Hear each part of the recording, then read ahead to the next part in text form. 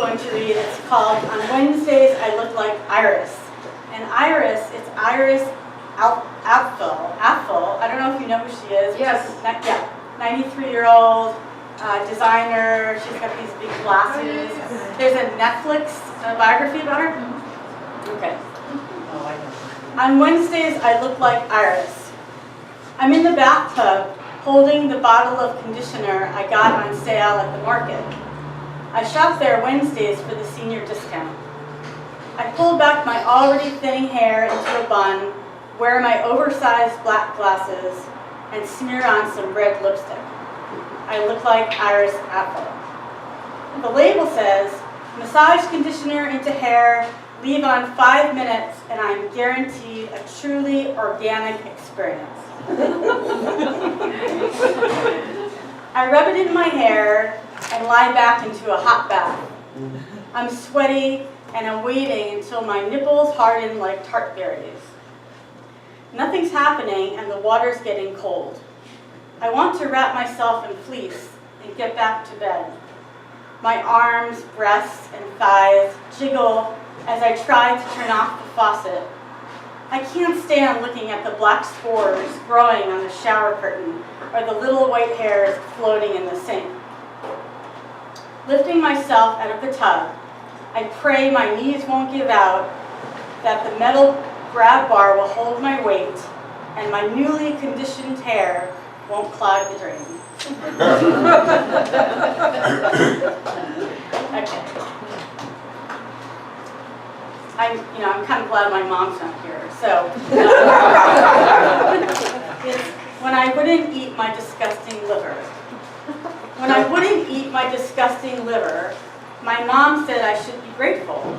Children are starving in Africa, she said, dumping more ketchup on my plate. When I was sick and wanted broth, my mother told me it could be worse. I might be dying of diphtheria. You should be grateful you have your health. When my husband left, she said she never really liked him, that he was way too young for me. I watched her pull back the wrinkles on her face, sighing into the rearview mirror. I can't believe my age. Look, you should be grateful that you're still young and pretty.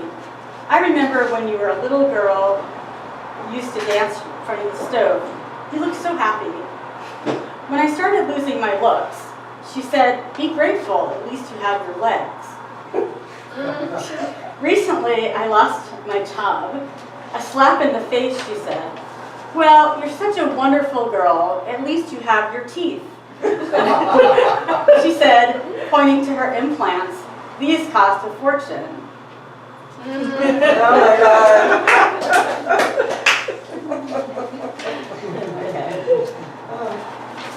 Okay. So I recently bought a house. I've never had a house. And I've been spending a lot of time looking at squirrels in the backyard.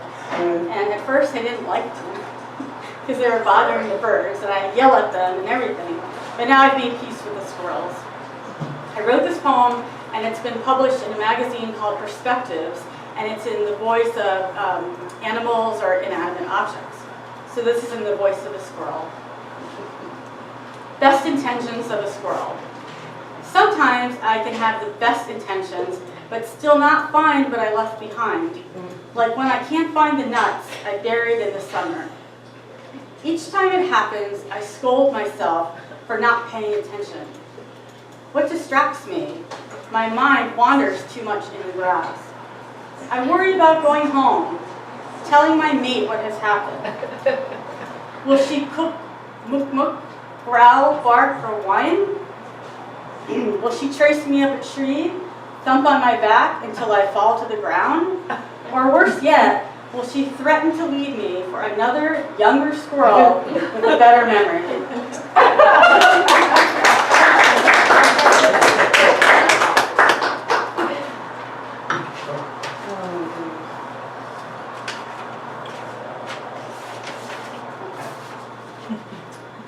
This is a little more serious. So I wrote this, I was standing waiting for the bus at school, and I was already having a bad day. And this bird dropped to the ground right in front of me. And this is my response. responds to it. It's called Bird I Never Saw Before. When a bird, tiny as my daughter's hand, fell onto the pavement while I was waiting for the bus, I didn't need to look closely at it. I could see something was broken. Its beak was open and it was breathing hard. I was hoping for someone to help. I couldn't be late again. The daycare would charge me extra. They'd tell me they had to go home to take care of their kids. What was I supposed to do? Pick it up in my hand, empty out my purse, wrap it in a scarf? If its yellow feathers were to droop and its black eyes were to close, if it stopped moving or making a sound, how would I know I wasn't hurting it more?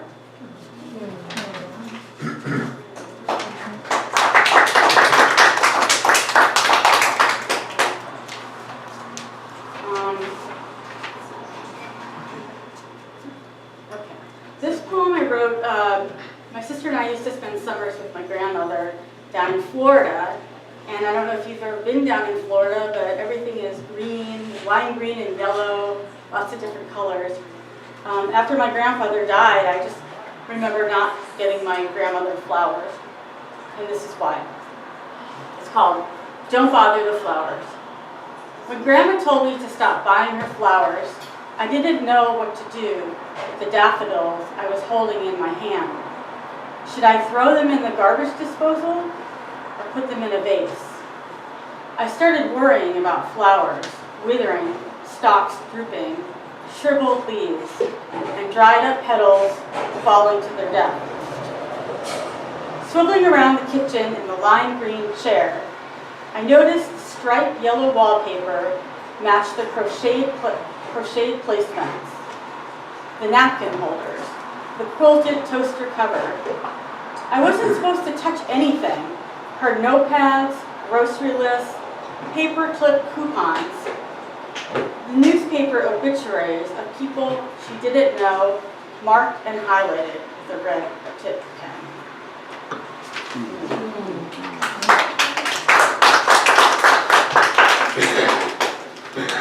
I'm sorry, I have to get some water. Thank you. Okay, so everybody knows Raymond Carver. So in Portland, there was a cafe that you could go to, and everything. There are different kind of crepes, and every crepe was the name of a writer, like the Hemingway crepe or crepe. So I wrote a poem about that. It's called "If I Ate a Raymond Carver." I ate a Raymond Carver at the Press Club Cafe. It tasted good: smoked salmon, tomato, shallots, fresh dill, delicious. If I ate you, Raymond Carver, would I write like you?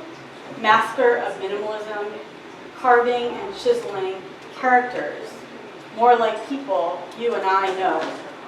Living, working, struggling, longing for someone to hold.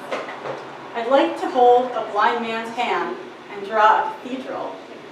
Throw all my furniture out on the lawn and peer through locked doors like a hungry, horny neighbor. We struggle to quit smoking with a bottle in our hands,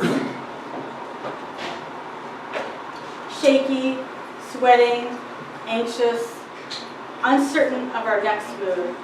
We long for something that is already here or there, something that we can touch but cannot hold.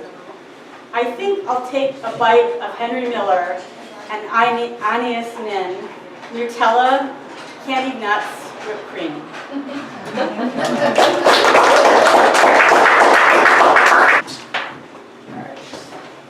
This poem, let's see, I took a lot of workshops with Peter Sears, who was the Poet Laureate of Oregon.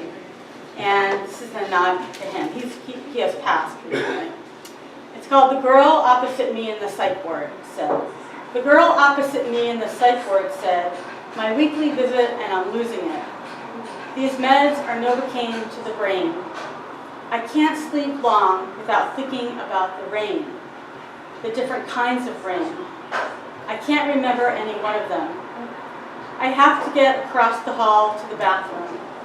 I can't do it very well with my legs sinking in puddles of mud. Be careful, I tell my mother. The leaves are slippery.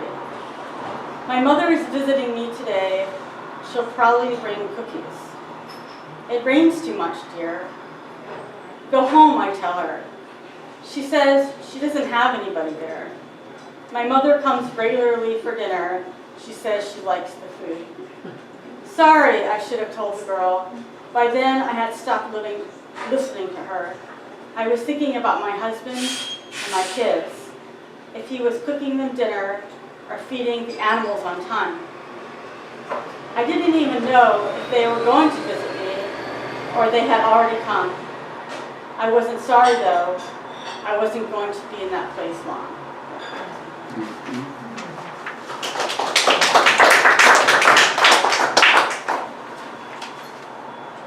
Okay. This poem was published in a nice little journal. And, I like it. Orange Crush.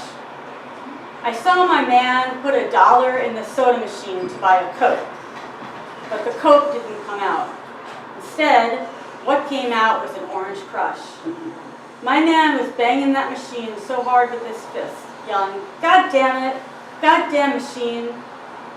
But when he got the Orange Crush, he drank it anyway. Why, I asked him. Because it's here and I'm thirsty. You get used to it. You get used to a lot of things, he said. I'll never get used to losing you, I told him.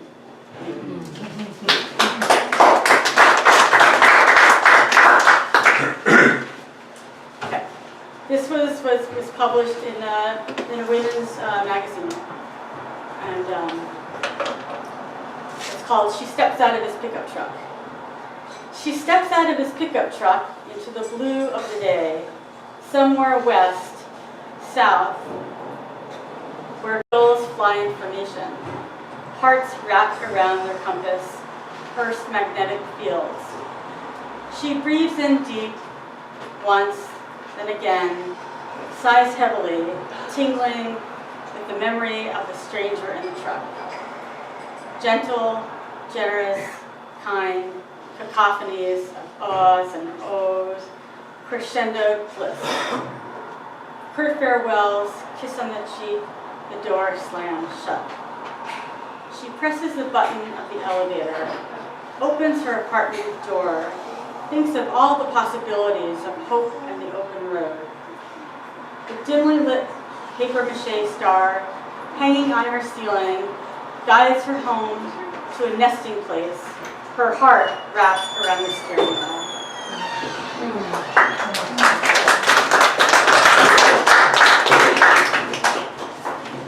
Okay, I'm going to end these with some love poems. Hey. Yeah. Okay. All right, I wrote this run around 4th of July. It's called Fireworks. If I could give something to impress you, I'd start out small, like a snail. I write you a note on a cardboard coaster and stick a forever stamp on the back. The one with fireworks and the American flag. Your name would be in bold, capital letters. You are the most important person in the world. And if you were to love me, I'd count the minutes and seconds and minutes and seconds, waiting for flashes of light to pop, crackle, shriek across the sky, bursting into flames. Okay, I just have 3 more. Okay.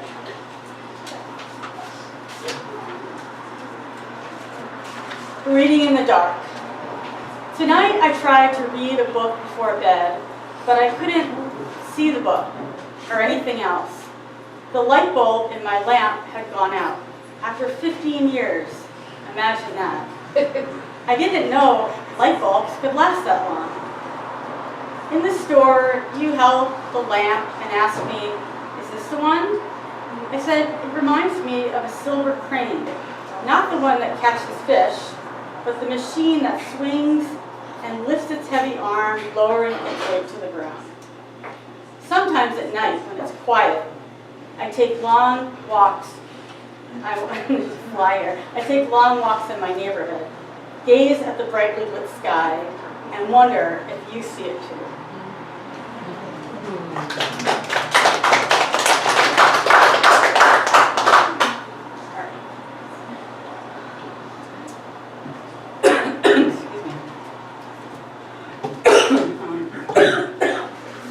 Okay, this poem is being anthologized in a book of love poems, so it must be okay, right? Excuse me. It's called There's Poetry in These Rooms.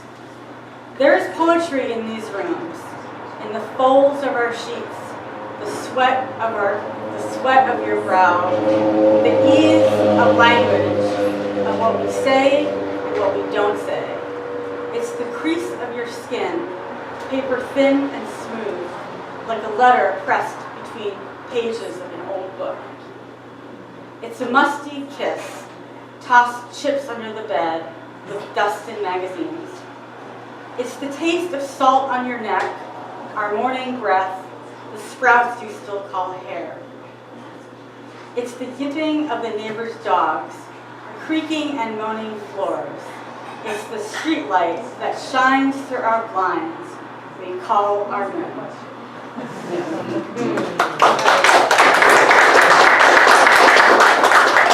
Thank you. And so for my last poem, this was my first poem really to be published in a nice journal. And I teach English, I teach grammar. So I try to incorporate grammar and love in this. It's called Grammar Lessons. When my students ask me how to use the future tense, I tell them that we use will for a promise or a threat. I will always love you, for example. And to make a plan, we use the present continuous. I am divorcing him. And when they ask about the simple past, he loved me a long time ago. It's not that simple, I tell them. There's certainly nothing perfect about the present perfect. I have loved you since the day I met you. By definition, I ask them, does that mean he stopped loving me? But loving is a non-continuous verb. Loving, I tell them, is incorrect. And for the modals, though confused, I know I still have their interest. I may, I might, I should, I could keep going, but I won't. Instead, I tell them, love is full of tenses.